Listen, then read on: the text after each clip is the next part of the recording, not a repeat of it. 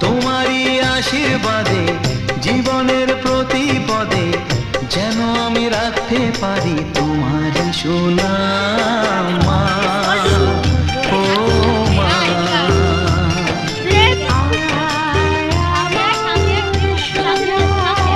ও স্নেহের ছায়ায় ভালোবাসায় ঢেকে রাখে যে, অনেক জ্বালাশয় বুকে জড়িয়ে রাখে যে, তারই আঁচলে মুখ লুকিয়ে রেখে জীবন আমার কাটিয়ে দেব তোমায় দেখে মা।